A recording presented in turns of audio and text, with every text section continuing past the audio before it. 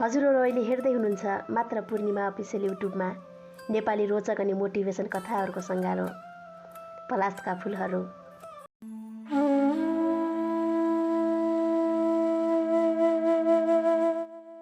शब्द छैन यार,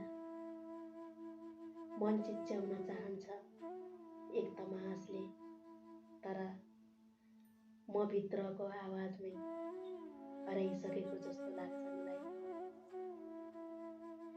आँसु देखिन्छ बाहिर, तर भित्र कतै कालो अन्धकार छ, जहाँ म आफूलाई दिन प्रतिदिन हराउँदैछु।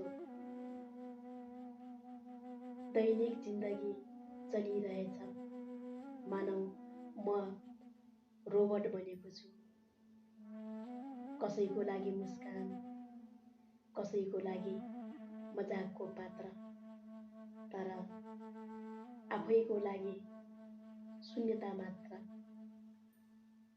रातको निस्तब्धतामा आँखा बन्द गर्दा मन भन्छ अब थकित भए, सकिन्न, जिन्दगीदेखि हार्दैछु।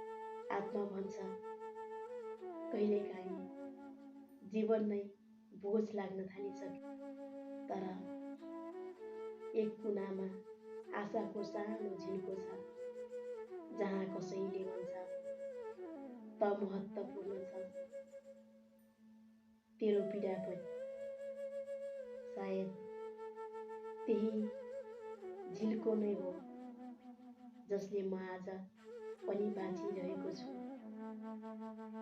कहिलेकाहीँ सोच्न मन लाग्छ म किन बाँचिरहेको छु।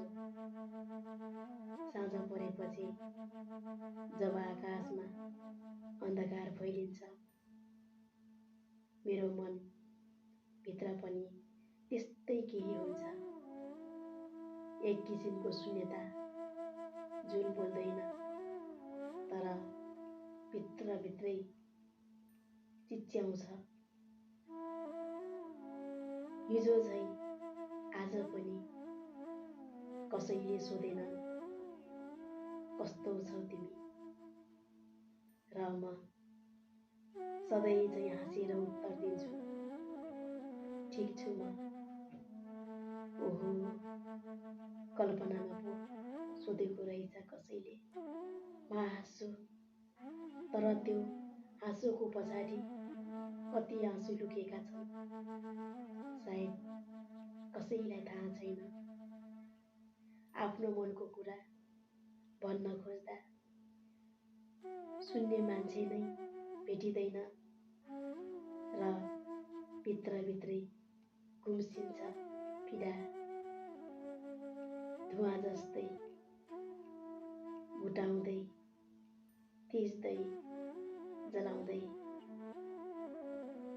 मर्न मन लाग्छ भनेको साँच्चै मर्न चाहेको होइन होला। सायद बाँच्नका लागि कारण खोज्दैछु, कोही यस्तो जसले भनिदियोस् त एक्लो छैनस्, म छु यहाँ। संसारको भिडमा हराए पनि मनले अझै चाहन्छ कसैले समाएर हात एकपल्ट मात्रै भनिदियोस् त एक्लो छैनस्, म छु नि तेरो साथमा। र सायद त्यही आवाजले म भोलि फेरि बाँच्न सकूँ, नयाँ आशाका साथ, नयाँ बिहानको प्रतीक्षा गर्दै।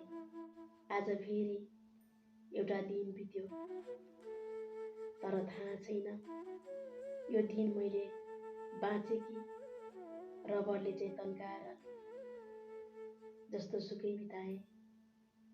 कहिले लाग्छ म नहुँदा पनि कसैको केही बिग्रदैन, म त बस एउटा उपस्थिति मात्रै हो, जुन नदेखिए पनि फरक नपर्ने। बाहिर हेर्छु सबै व्यस्त छन्, कसैलाई हाँसो पार्दै, कसैले सफलताको कथा सुनाउँदै। म त बस सुन्ने मान्छे बनेको छु। बोल्न खोज्दा जिब्रो भारी हुन्छ र मन रुन्छ चुपचाप। कति पटक मनले सोध्छ कहाँ गुमाएँ मैले आफूलाई। कहिल्यै यस्तो लाग्दैन थियो कि म असारको बादल जस्तै आँसु बोकेर हिँड्नेछु। सधैँ भन्छन् समयले आफै ठिक बनाउँछ, तर कति समय लाग्छ यो ठिक हुन। म भित्र बाहिर सबै थाकिसकेको छु। मर्न मन लाग्छ भनेको सकिएर हो, डरले होइन।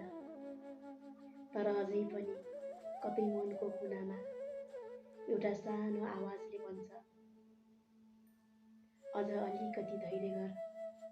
सायद कसैले तिम्रो पीडा बुझ्ला कि। सायद त्यो दिन अझ आउन बाँकी छ जहाँ म आफ्नै मुस्कानमा आफै रमाउन सकूँ र यो अधुरो डायरीको अन्तिम पानामा लेख्न सकूँ अब म बाँच्न चाहन्छु, केवल जिउनकै लागि होइन, महसुस गर्नका लागि र केवल उनकै लागि।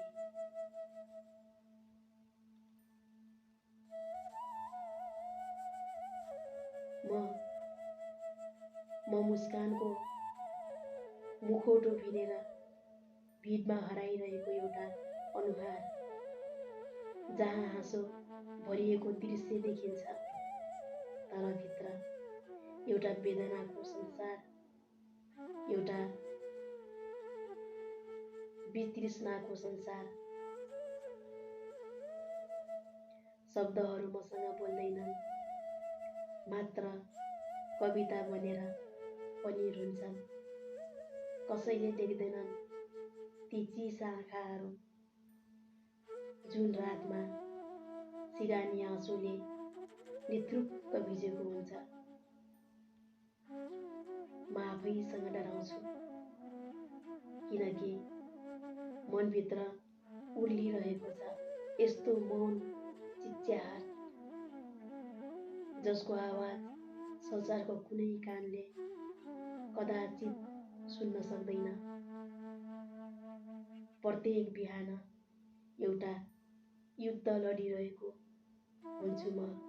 आँखा खोल्ने निर्णय पनि कठिन हुन्छ मेरो लागि, किनकि जीवन अर्थपूर्ण छ यहाँ।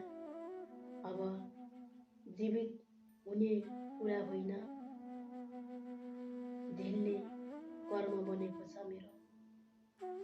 कहिलेकाहीँ लाग्छ म नहुनु नै सायद शान्ति हो,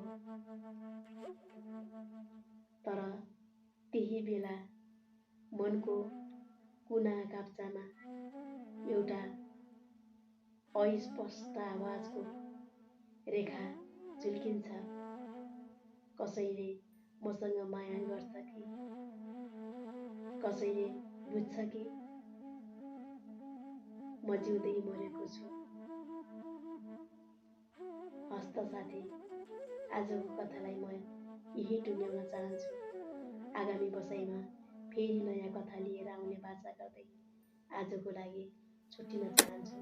शुभरात्रि।